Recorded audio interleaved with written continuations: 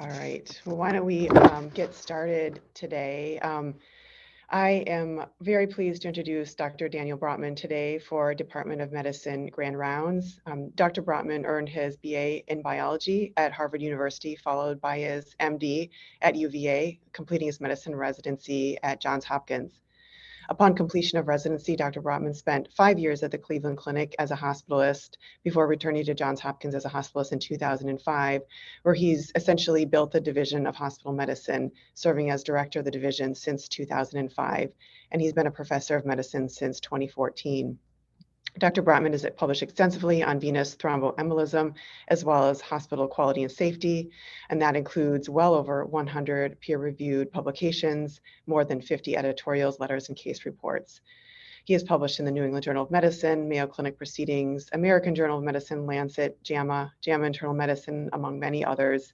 He has many service activities, including currently serving as Senior Deputy Editor at the Journal of Hospital Medicine, and he has numerous accolades, including repeatedly being recognized as a top doctor in Baltimore Magazine, earning the John Flynn Endowed Chair in 2019, and election as a Master in Hospital Medicine, making him one of only 37 hospitalists worldwide to hold that distinction. Most recently, Dr. Brotman was instrumental running the Hopkins COVID effort, serving as director of their inpatient provider crisis deployment. Finally, what doesn't appear on Dr. Brotman's CV is he is a phenomenal musician. At Hopkins, they have different arts performances for the 15 minutes prior to grand rounds when people are filing in. And Dr. Brotman recently played several pieces for his colleagues on the piano. So even though we won't benefit from his musical talent today, virtually, we will benefit from his medical expertise. With that, it is my great pleasure to introduce my personal friend and friend of our division, frankly, and colleague, Dr. Daniel Brotman, to give his talk today, Opportunistic Research for the Clinician. Thank you. Thank you for the kind introduction, Anne, and welcome to Grand Rounds. So I will get started. I think there's the obligatory slide that needs to be included related to conflicts of interest. Here's my title slide: Opportunistic Research for the Clinician, or fun research with little time and often no funding, which I think characterizes the type of research that many of us clinicians end up doing. And I've had fun over an extended period of time doing this kind of research. But so I do need to provide disclosures. I actually like ABBA, and yeah, I wish there was a laugh track on this, because I'm sure none of you are laughing at that. This is what ABBA looks like for those of you who are millennials. Don't try this at home. These are financial disclosures. So consulting in the last couple of years, Bristol Myers Squibb. Additional disclosures relate to some of the research I'm going to show, which is grant funding through Bristol Myers Squibb, Pfizer, and Dave Behring. So the objectives of this talk: appraise the sorts of clinical research questions that can be addressed on a limited budget, and to illustrate that clinicians can be researchers if they remain curious, open-minded, and opportunistic, and to summarize some of the underappreciated effects of glucocorticoids, which have some practical import. The outline of the talk is going to include some rules of thumb for the opportunistic researcher and some selected projects over 2 decades. This is largely a potpourri of projects that I've worked on with colleagues. So before I dive into the meat of the presentation, I want to acknowledge that I'm from the Boston area. As you can see, there's lots of shacks, and off of Cape Cod here. It's Cape Cod. My parents live, I don't know if you can see my pointer here, but they live on the tip of Cape Cod now, which is a nice place to visit. My first job when I was young was raising chickens and selling the eggs. So that's a fun fact. And here's me playing the piano that I now own. It's my grandmother's 1930s Steinway. And here I am in Truro with my wife, and then skiing in New England with my buddies from high school. So, when I was invited to do this talk, I thought, well, where is Wisconsin? I'm not exactly sure where Wisconsin is, because, my epicenter for the planet is Massachusetts here. And so I had to look it up, and I found out that Wisconsin has hippies, beer, more beer, and the real kind of bears, not the Chicago Bears, because you guys are Packers fans. I also found these very compelling reasons to visit Wisconsin. So I love summer in Wisconsin. Last year it was on a Wednesday. And Madison, Wisconsin, come for the beer and cheese, stay because your car won't start. So I hope you're enjoying nearly summer in Wisconsin.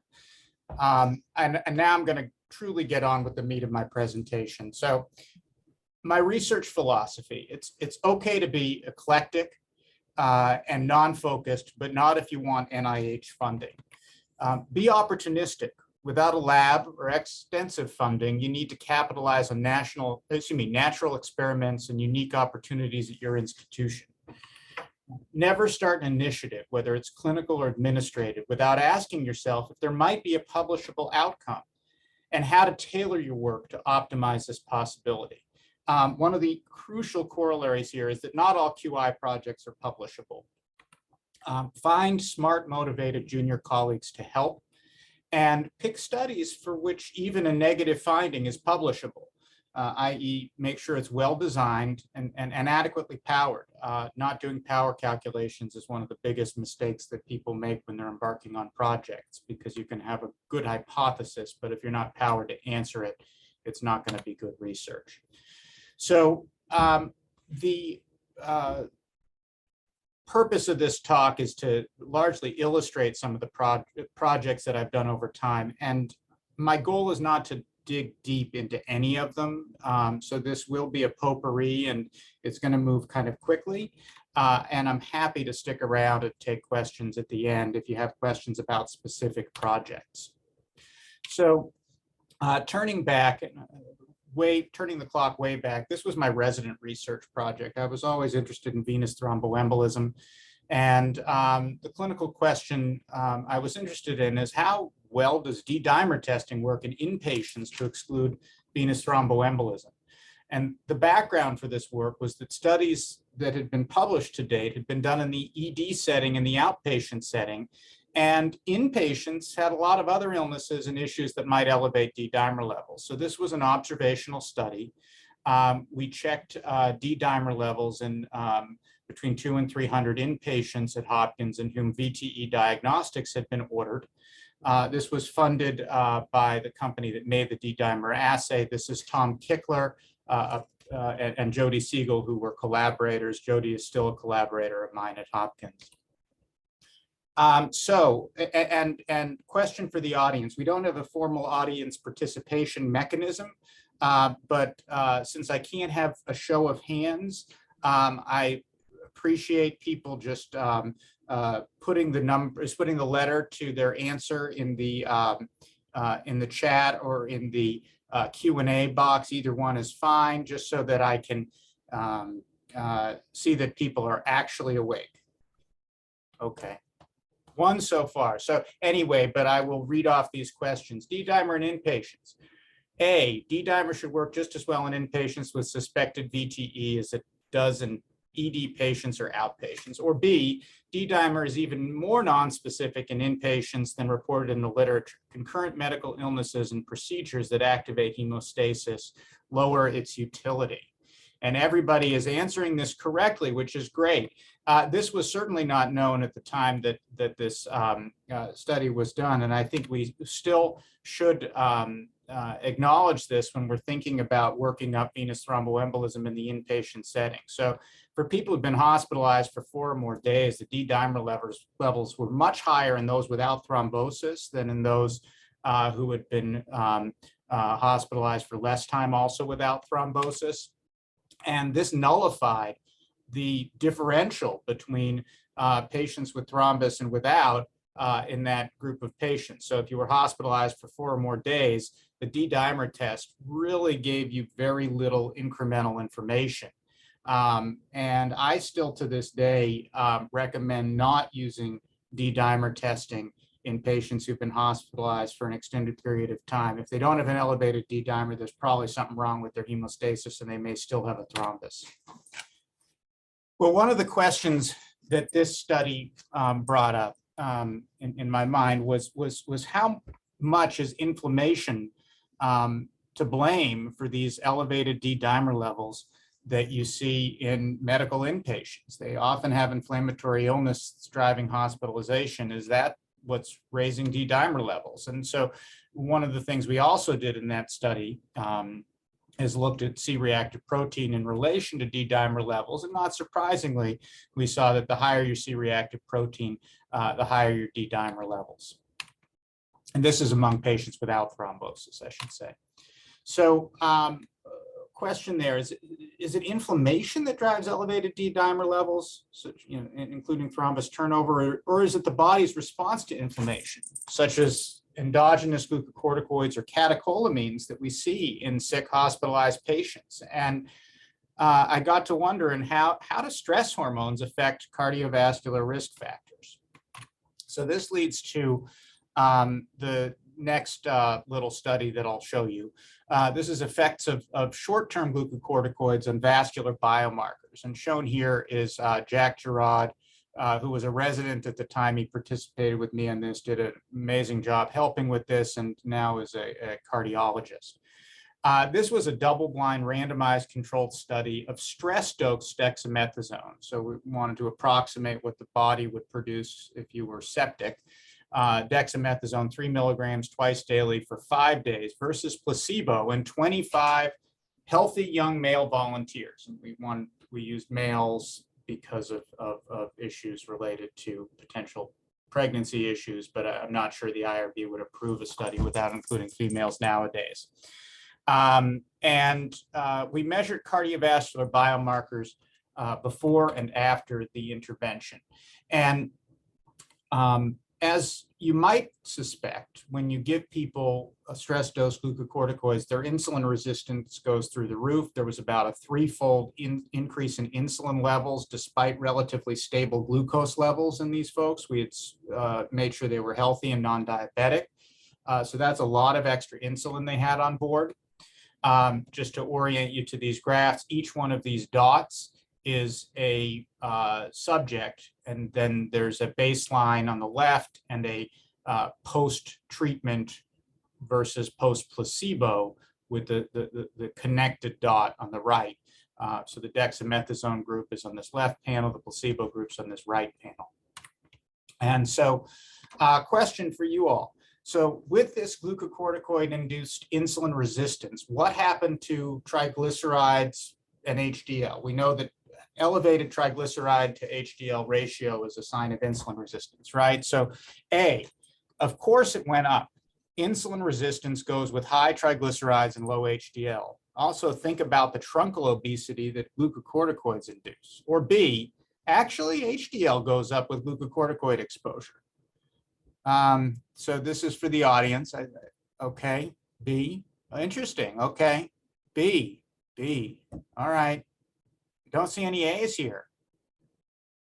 Well, most of you are either sleeping or scratching your heads. That's okay. Either one or both. So B is actually correct, which might be surprising, but there was about a 20% increase from baseline in HDL in the dexamethasone treated subjects over the course of 5 days. This has potential import for those of you who are managing patients on glucocorticoids if you're trying to interpret their cholesterol panels. Now, whether you should act differently in response to HDL levels in patients on glucocorticoids, I don't think has ever been truly studied, but I suspect this is not a protective effect. Other just sort of factoids, B and P went up with glucocorticoids. And then here's another question. How do glucocorticoids affect clotting factors? So you'll remember that the impetus for doing this project from the get-go was that I was interested in what sorts of, what factors led to increased D-dimer levels in the inpatient setting? Was that the stress response, or was it the stress itself and inflammation? So how do glucocorticoids affect clotting factors? A, glucocorticoids suppress inflammation, so clotting factors should go down. Or B, glucocorticoids upregulate clotting factors in the setting of stress. Clotting factors go up. Okay, so we have a mix of A's and B's so far. And the answer is B. Glucocorticoids upregulate clotting factors. So over the course of 5 days of treatment, in particular, factor VIII went up substantially by more than 25% on average. There were more modest but significant increases in factors 7 and 11. And here's a graphic showing what happened with factor VIII in patients who were exposed to dexamethasone. What about heart rate? How do glucocorticoids affect heart rate? A, glucocorticoids are fight or flight hormones. Heart rate goes up. Or B, actually, glucocorticoids reduce heart rate, perhaps through reflex mechanisms.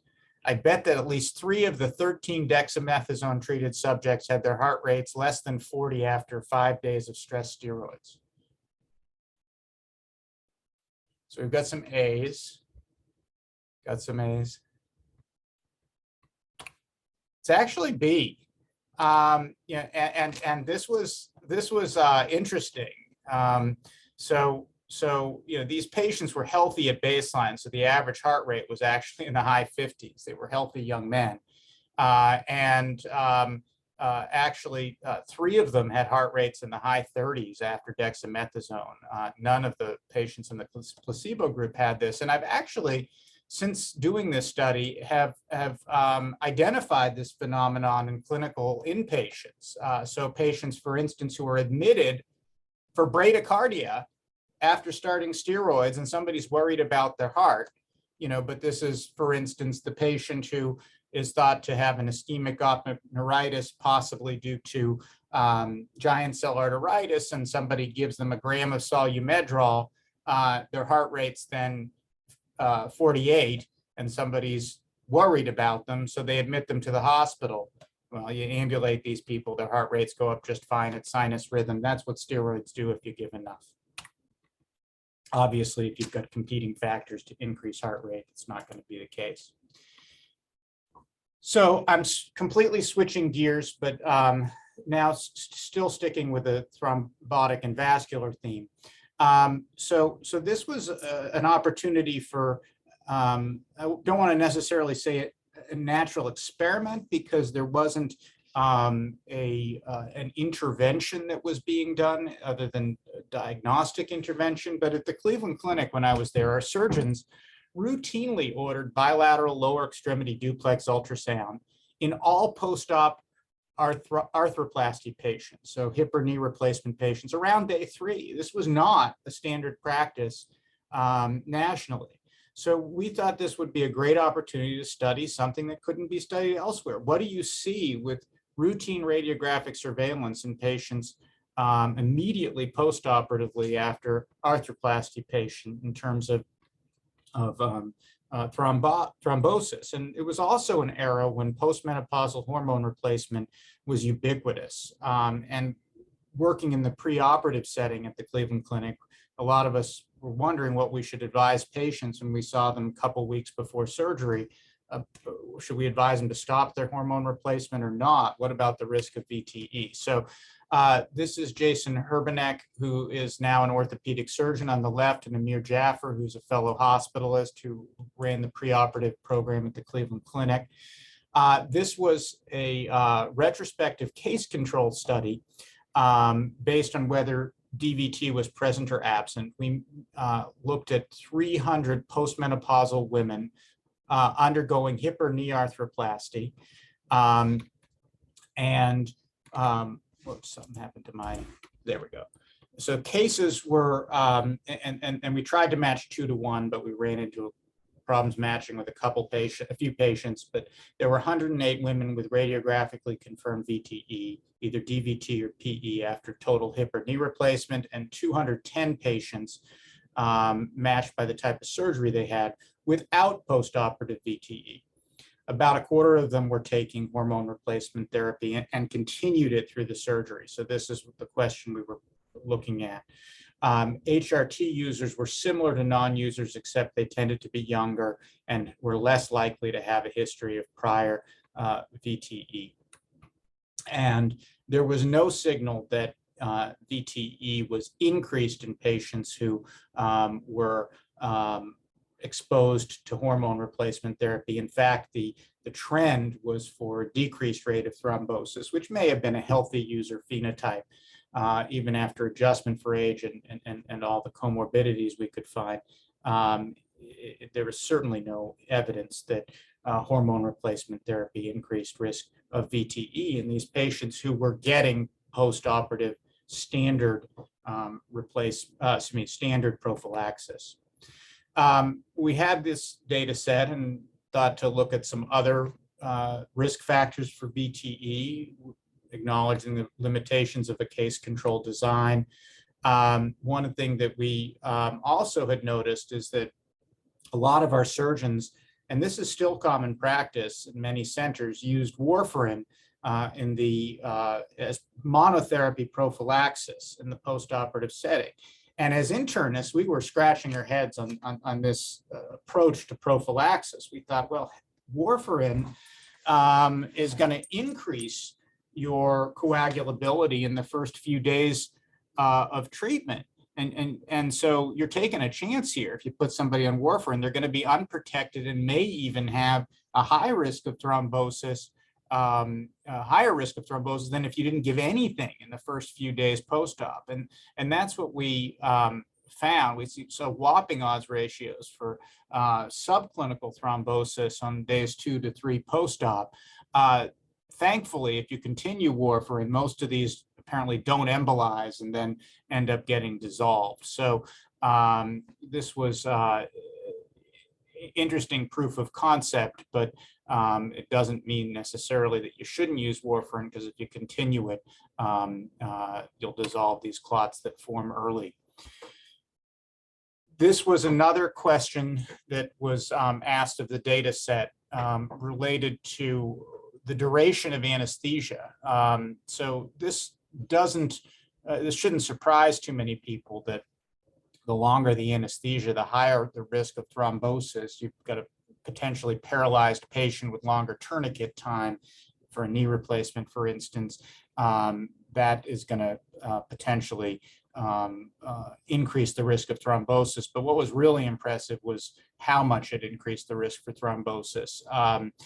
So odds ratios in the 4 to 6 fold range associating DVT or PE in these patients who had had anesthesia for greater than 3.5 hours, which seemed to be a stepwise cutoff. And just looking at the data, this is probably the most highly cited piece that's come from this work, because it's been generalizable to other populations as well. So thinking again about stress hormones, glucocorticoids and catecholamines in cardiovascular disease. How does the endogenous stress response affect cardiovascular risk? I'm going to ask another question of the audience. Which systolic blood pressure profile would you prefer to have if your goal is to live longer and healthier? Profile A. Daytime mean blood pressure is 145. So you're hypertensive during the day a little bit. Nighttime mean is well within the normal range. Profile B, your daytime mean is 130 and your nighttime mean is 130. Which would you rather be? All right, seeing a mixture of A's and B's. The answer is A. And so the mean blood pressure is actually higher with A, but what you are benefiting from with this profile is a nocturnal dip at night, which probably relates to physiology beyond the blood pressure itself, because there's catecholamines that cycle throughout the the 24-hour day, and that variability in blood pressure is actually healthy. And so wanted to think about different ways to measure autonomic tone. And there's a number of different ways that this is done in the literature.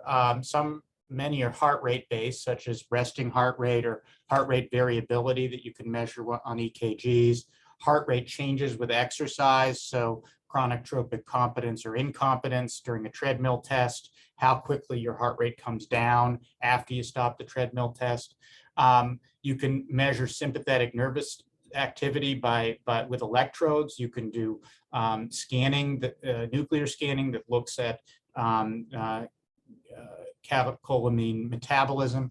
You can look at biochemical circulating levels of catecholamines and metabolites, tissue assays looking at receptor density, but diurnal blood pressure variation, I thought, seems to be something that I would suspect is related to autonomic balance, because the sympathetic nervous system is higher in its activity during the day, the parasympathetic goes down at night. And we knew that there was this phenomenon that was associated with this, which is that in normal healthy people, blood pressure, both diastolic and systolic, tends to go down at night, and that a physiologic drop of at least 10% is observed in most healthy patients. This was already known and established. The question is, how important is it? So we looked at patients who'd been referred for ambulatory blood pressure recording, 24-hour monitoring, continuous blood pressure monitoring every 15 minutes. And we prospectively defined abnormal profiles as those where the systolic blood pressure did not go down by at least 10% at night. And we were curious to know the extent to which this was correlated with adverse cardiovascular profiles, including the ratio of triglycerides to HDLs, abnormal renal function progression, and all-cause mortality. So we did see that the diurnal blood pressure pattern was strongly associated with the triglyceride to HDL ratio. And the study that gained the most attention from this, or the hypothesis, was that we thought GFR might decline more rapidly in non-dippers than in dippers. Again, if you have an abnormal non-dip in your systolic blood pressure at night, we hypothesized you were more likely to go on to develop renal dysfunction over time. These were a total of 322 patients. We included patients with various risk factors for renal disease, but adjusted for those. What we did see is that the creatinine increases that we saw over time, over a mean of 3.6 years of follow-up, were far more likely to be more dramatic, at least 10%, even 30% or higher, in folks who had abnormal baseline blood pressure patterns. And also adjusting for comorbidities, we found that that dippers with a normal blood pressure pattern tended to live longer than non-dippers. So this, I thought, was a good evidence that baseline autonomic tone likely impacted cardiovascular health over the long term. But one of the critiques that I often heard from people, either whether it was reviewers or others, was, what makes you think that dipping is a manifestation of healthy autonomic balance? Isn't it just that high nocturnal blood pressure itself is bad for the target organs? And so got me wondering, well, what are other measures of autonomic balance that I might be able to get my hands on that we can measure and see whether some of these same findings are reproducible using other measures of autonomic tone. And I'm seeing a comment, circadian factors play an important role here too. And I would say absolutely. Disrupted circadian rhythms muck up these normal fluctuations in your rhythm of stress hormones, and also disrupted sleep we know interferes with autonomic balance. So heart rate variability was another established way to measure autonomic tone that was more accepted as simply a measure of sympathetic parasympathetic balance rather than other things that might affect blood pressure. And this man, Joe Koresh, was one of the lead investigators in the atherosclerosis risk and community study. So I asked whether we could look at the question of renal disease progression in this cohort, in whom ECGs had been done at baseline, so they had a baseline measure of heart rate variability, and examined a host of cardiac endpoints over a period of years, but this is the one where we focused on renal disease. So the clinical question was, if you have abnormal heart rate variability based on your baseline EKG, does that predict subsequent renal issues? And we used CKD-related hospitalization and end-stage renal disease as the hard endpoints that we wanted to measure, rather than just a progression of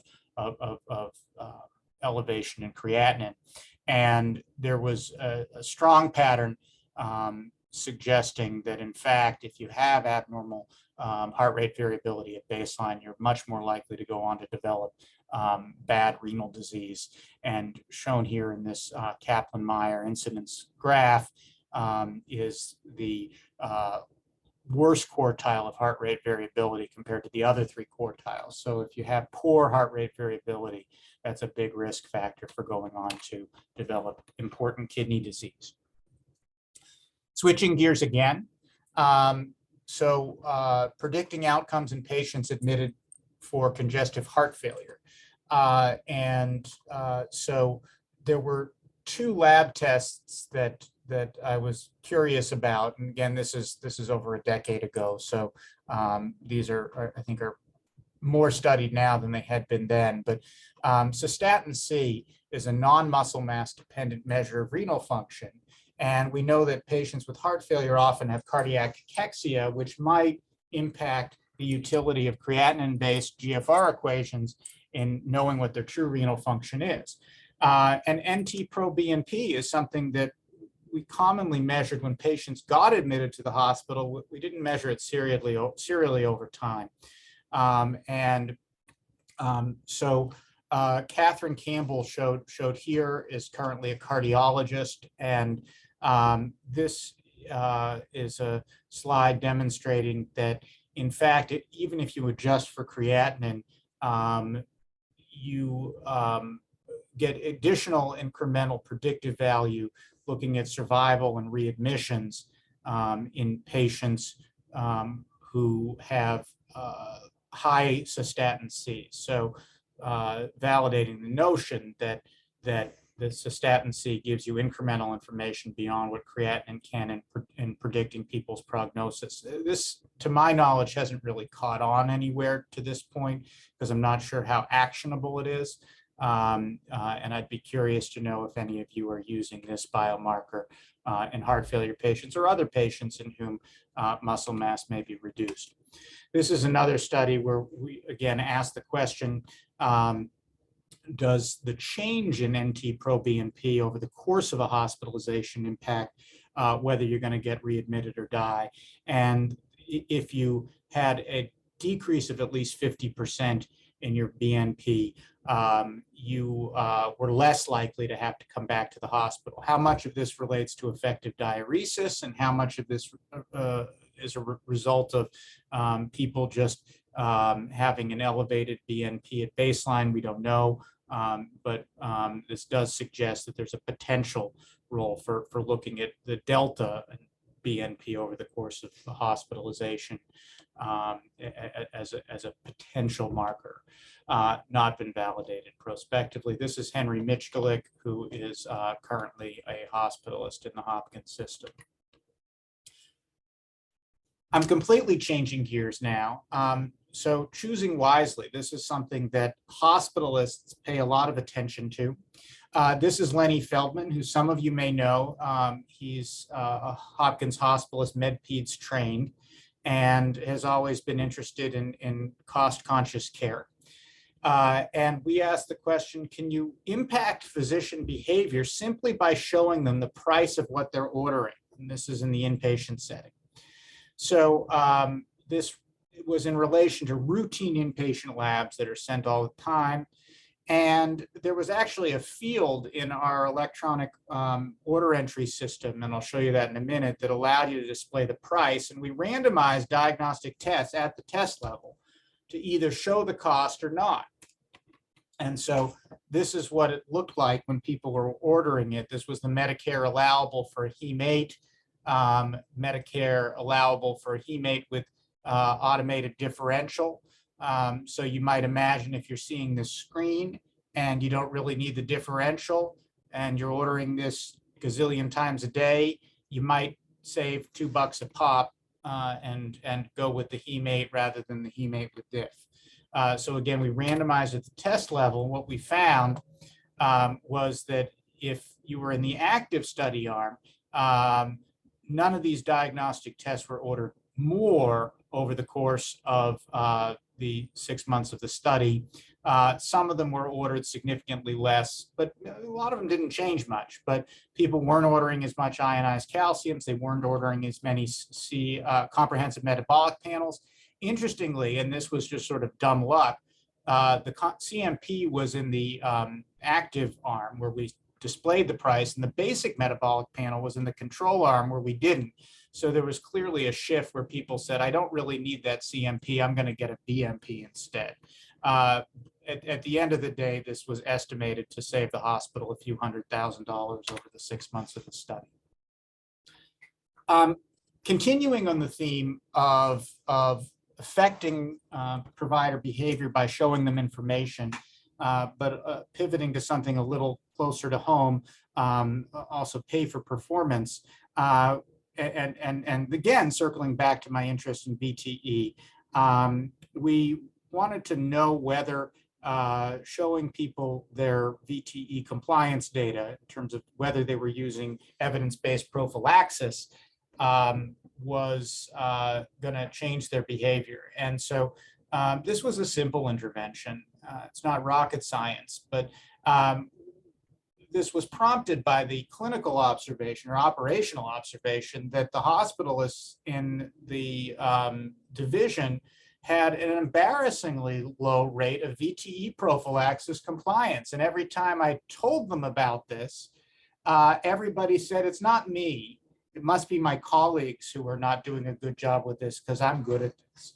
And so I thought, well, let's show people their individualized data and then pay them for compliance, modest amount, but enough to get them to look at the data. Here's what we saw. So at baseline, and this is Henry Mitchell again, Nola Durkin, who's a data guru at Hopkins. So we had a metric dashboard where people could see their individualized performance data. And one of the things we had on this dashboard, we put in this dashboard, was how compliant they were with VTE prophylaxis as defined by an electronic algorithm that graded you as being compliant or non-compliant with prescribing it. So here at baseline in the blue, with the blue line are the hospitalists versus the house staff. And as you can see, the house staff were doing well, the hospitalists were not. We implemented the dashboard and then we started paying for performance. It's hard to tell with this curve whether it was the dashboard or the pay for performance that made the most difference. But at the end of the day, we ended up thankfully not being horribly embarrassed by our house staff services. So along the lines of quality and utilization, had an opportunity in the state of Maryland because we were one of the first states that had a health information exchange. And we were able as a hospital to pull data in from other institutions. So we knew readmission rates, not just back to our hospital, but also to other hospitals in Maryland. And we also had some pretty sophisticated analytics available to help us look at expected readmission rates rather than not just actual readmission rates based on the complexity of the patient and their underlying DRG. So this was a good outcome measure. This is Amy Deutschendorf, who is a retired vice president for the health system for care coordination and resource management, who did a lot of this work with me. So one question we wanted to ask was how we might do better with handoffs in preventing readmissions. And so I was on a committee at that time where we were designing the provider interface for some of our notes in the electronic medical record. And I said, I really don't like the fact that none of our doctors are communicating as much as they should with the outpatient world. So knowing that if you show them the cost data or their VTE data, they might actually change their behavior. I thought, well, if you prompt them to just ask the question, did you communicate with the outpatient provider? Might that impact readmissions? And so here's a screenshot of what was mandatory at the time of discharge for any medicine discharge to have filled out by the discharging provider. Did you communicate with the outpatient provider? And if you said did not attempt to, it asked you why. So it's sort of a little bit of private humiliation as a tactic to increase communication with outpatient providers. And we looked at the rates of communication by self-report as well as readmission rates. This is Ronke Odiebu, who is currently a gastroenterologist, but was a hospitalist at the time of this project. And this is an example of a study that was well powered. It was actually a negative study, but it's still a fairly high impact publication, where what we found is that we did increase self-reported handoffs, but we did not increase 30-day readmissions.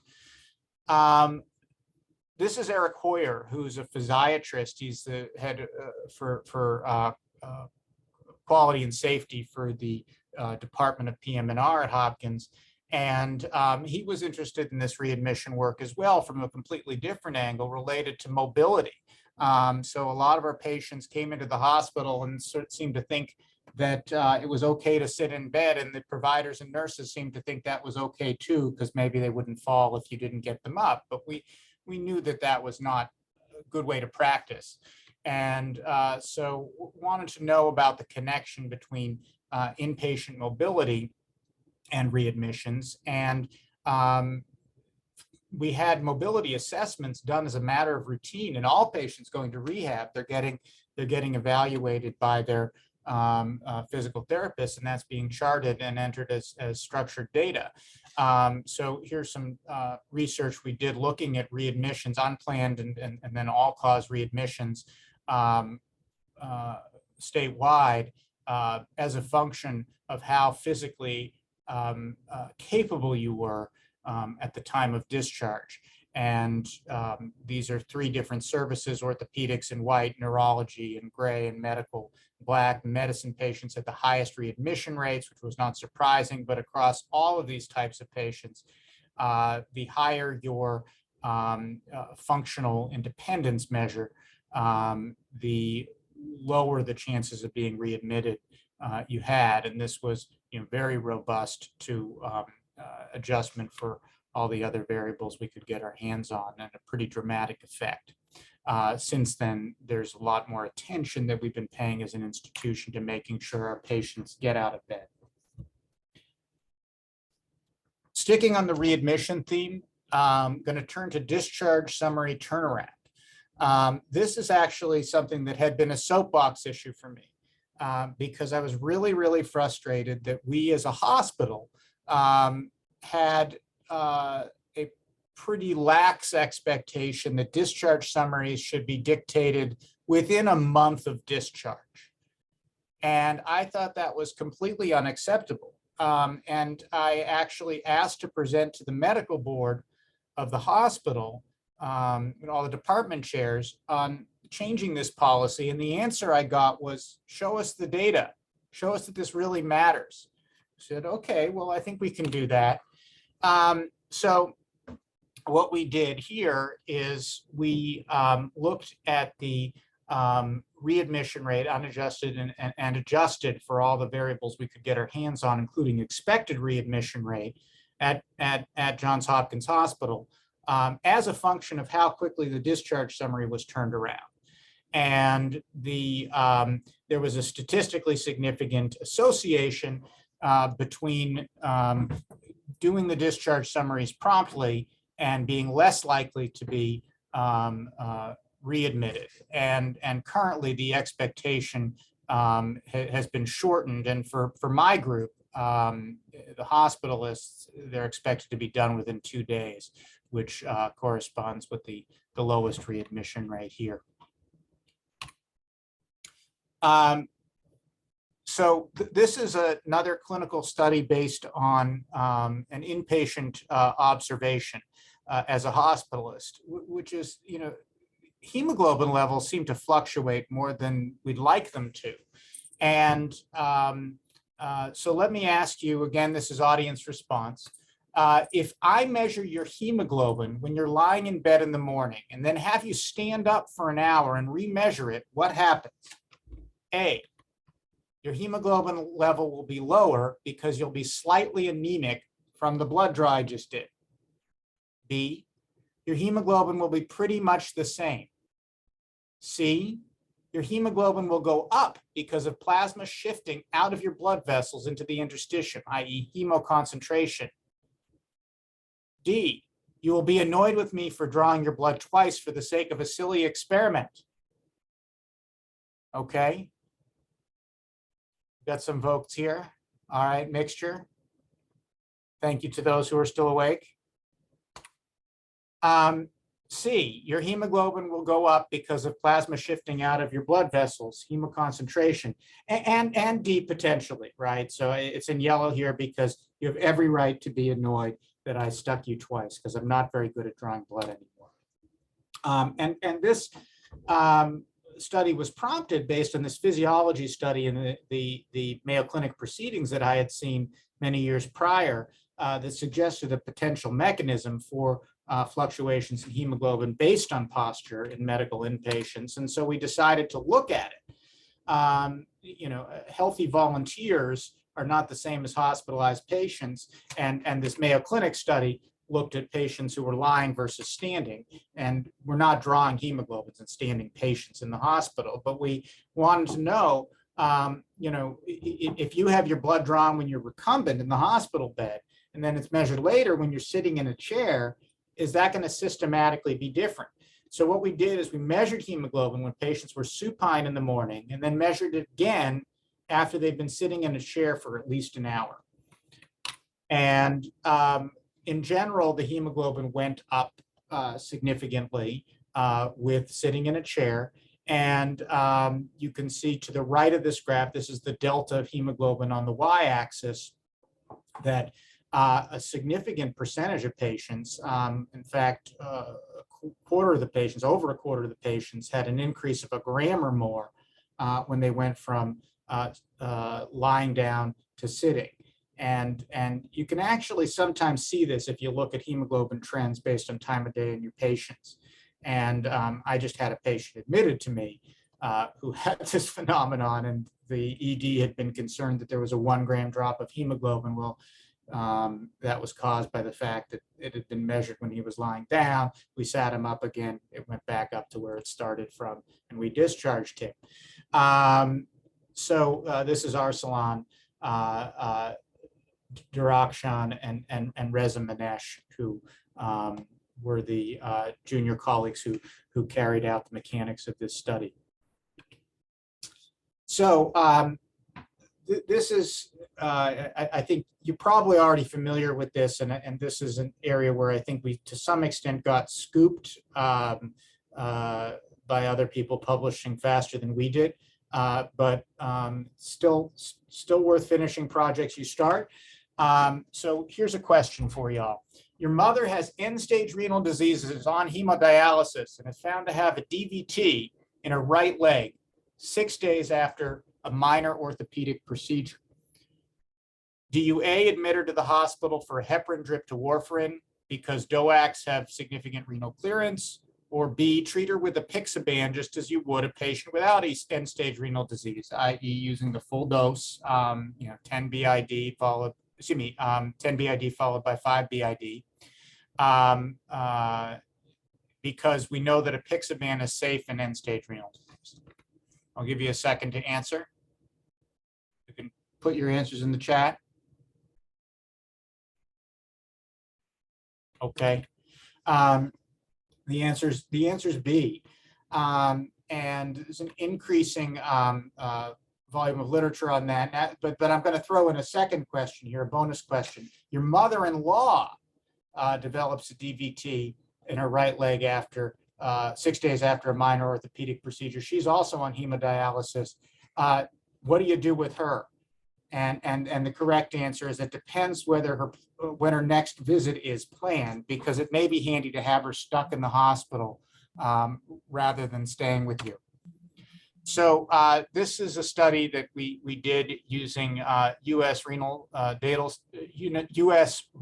systems data, which is a publicly available database.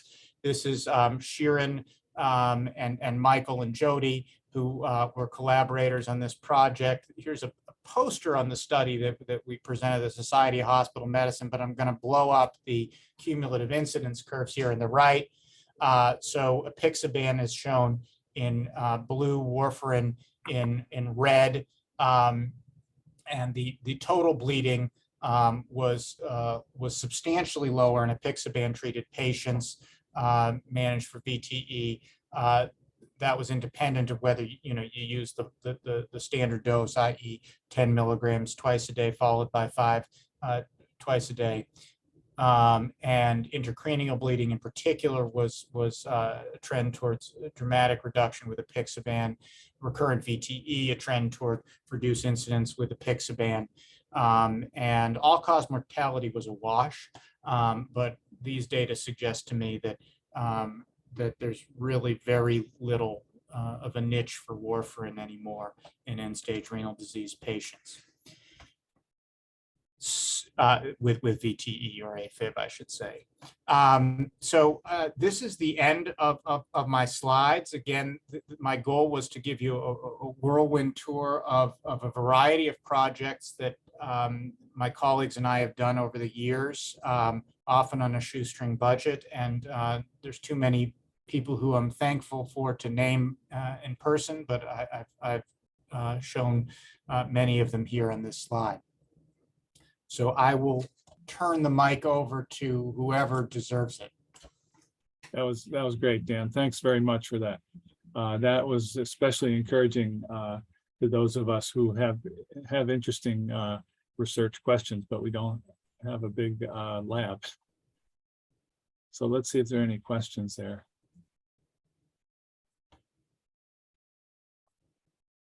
I'm not seeing any questions either in the chat or the Q&A right now.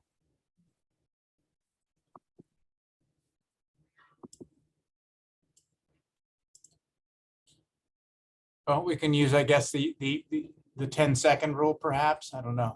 Sure, yeah. And no question is, I mean, questions can be on particular studies that you want to go back to, or just general philosophy or approach. Sure. I ordered the cystatin C test on 2 patients yesterday. Both of them were questions about their true GFR in patients who were quadriplegic. They have a low muscle mass, and it was really for dosing their antibiotics, and they both were discharged without the result. It takes a little longer. I'm not sure how long, but the infectious diseases specialist will follow up on those as an outpatient. I'm glad to know that it's being used for prime time in at least some instances. We're starting to use it. Well, maybe we can leave it there. Folks can drop off. If you could stay on for one. I'm sorry. Oh, is there one there? Okay, yeah. there you go. Brad Astor, who's an ARIC person, I believe, atherosclerotic risk and community study. Thank you, Brad, for on behalf of me and other folks for access to that data set. You discussed using electronic data to provide and distill information to providers. How do you see this being used in some other areas, such as blood pressure variability, et cetera?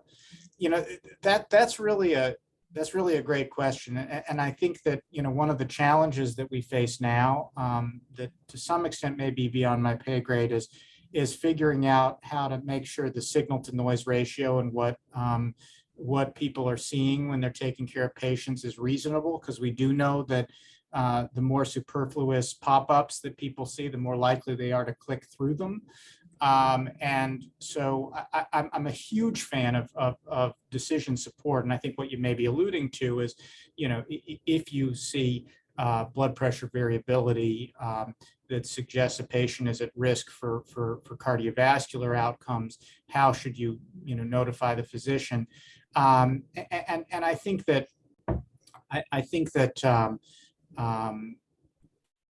that may be an easier thing to do operationally than it is to actually have change practice. I think inpatient providers, where you might see a lot of blood pressure changes, are going to be caring more about whether the patient is septic than whether the patient is going to develop kidney disease in 10 years. And that doesn't mean it's not important, but I think that there's a lot of proposals to use EMR data to give people pop-ups, and we need to be very, very cautious with which ones we deploy to ensure that they're most actionable. Now, if something's important enough to be a pay-for-performance type measure, or something that shows up on a provider dashboard, then that's a different matter. Great. All right. All right. If there are no more questions, I'll stop. I thought I saw something, but maybe I didn't. Well, thank you all for attending, and thank you for participating and offering some multiple choice answers to the questions I posed, and enjoy the rest of your Friday. Thanks very much, Dan. Could you stay on for one more second? I wanted to ask you one other thing. As people are dropping off there,